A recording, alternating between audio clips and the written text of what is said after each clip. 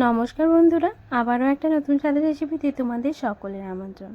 আজকে দেখতেই পাচ্ছ সজনে ডাঁটা আলু দিয়ে একটা পোস্তর রেসিপি নিয়ে এসেছি। এটা কিভাবে বানায় চলো দেখে নেওয়া যাক। আমি এখানে পোস্ত, কাঁচা লঙ্কা, জিরে, হলুদ গুঁড়ো, লঙ্কা গুঁড়ো নিয়ে নিয়েছি।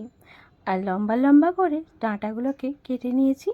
আলুগুলোকেও লম্বা লম্বা করে কেটে নিয়েছি। আলু আর ডাঁটাটাকে কেটে নিয়ে আমি ধুয়েই কিন্তু রেখে দিয়েছি।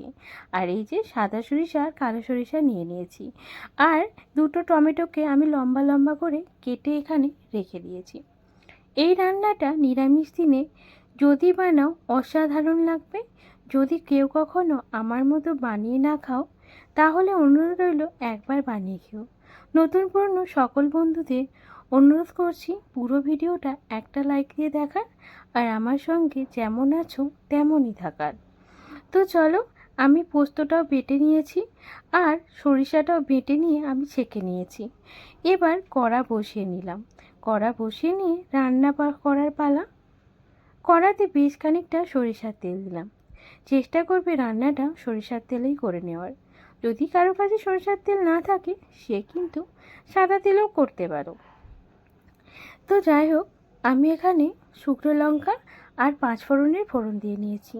শুকনো লঙ্কা আর পাঁচফোড়নের ফোড়নটা যখন ভাজা হবে, খুব সুন্দর কালার চলে আসবে, তখন এখানে আমি আলুগুলোকে তুলে দেব। ফোড়নটা কিন্তু আমার ভাজা হয়ে গেছে। আলুগুলোকে দিয়ে নিলাম। আলুগুলোকে দিয়ে নেওয়ার পর এটাকে নেড়ে চেড়ে এবার ভেজে নেওয়ার পালা। তেলের সাথে প্রথমে মিশিয়ে নেব, তারপরে কিন্তু ভেজে নেব। এই রান্নাটা অসাধারণ হয়, একবার বানিয়ে খেয়েও ভালো লাগবে। আমি জানি সকলেই নিজের নিজের মতো বানাও, তবে আমার মতো যদি কেউ বানিয়ে না খেয়ে থাকো, বানিয়ে খেয়েও অসাধারণ লাগবে। তো যাই হোক, আমি লবণ দিয়ে দিলাম। লবণটা দিয়ে আলুটাকে এবার ভেজে নেওয়ার পালা। আলুটাকে খুব সুন্দরভাবে তেলের সাথে মিশিয়ে নিয়েছি, দিয়ে এবার ভেজে নেব। আলুটা ভাজার সময় আমি কোনো রকম হলুদের ব্যবহার করছি না, কারণ দেখবে এখন যে কেন আমি হলুদটা দিচ্ছি না, হলুদের পরিমাণটা বেশি হয়ে যাওয়ার চান্স আছে, কারণ যেহেতু আমি হলুদ আগে থেকেই নিয়ে রেখেছি। হ্যাঁ, সেটা আমি দিইনি এখনও, তবে দেব। আগে দেখো, আলুটা যখন একটু 60% মতো সিদ্ধ হয়ে গেছে, মানে ভাজা হয়ে গেছে, ভাজার সময় কিন্তু যেহেতু লবণটা দিয়েছিলাম আর ঢেকে ঢেকে ভেজেছিলাম, তার জন্য কিন্তু আলুটা আমার ভাজা হয়ে গেছে। তারপরেই দেখো সজনের ডাঁটাগুলোকে দিয়ে নিলাম। ডাঁটাগুলোকে দিয়ে নেওয়ার পর আলুর সাথে খুব সুন্দরভাবে মিশিয়ে নিয়েছি। আলুর সাথে মিশিয়ে নেওয়ার পর এগুলোকে খুব সুন্দরভাবে ভেজে নেওয়ার পালা। বেশ কিছুক্ষণ ধরে ভেজে নেব, তবে খেয়াল রাখবে ডাঁটা ভাজার সময় কিন্তু ডাঁটা যেন পুড়ে না যায়।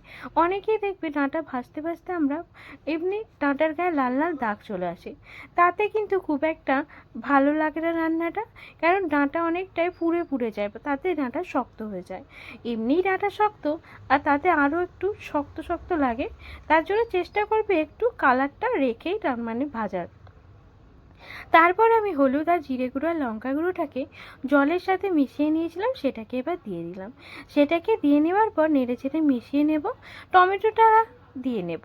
কেটে রাখা টমেটোটা দিয়ে নেওয়ার পর এটাকে বেশ কিছুক্ষণ ধরে মিশিয়ে নেব। টমেটোটা আলু আর ডাঁটার সাথে খুব ভালো মতো মিশিয়ে নেব। এবার কষিয়ে নেওয়ার পালা। দেখো, আচ্ছা, এই রান্নাতে কিন্তু তেলের পরিমাণটা একটু বেশি দিও, যেহেতু নিরামিষ, আর তেল একটু বেশি দিলে বেশ ভালো লাগে খেতে। তো চলো এবার ঢেকে দেব।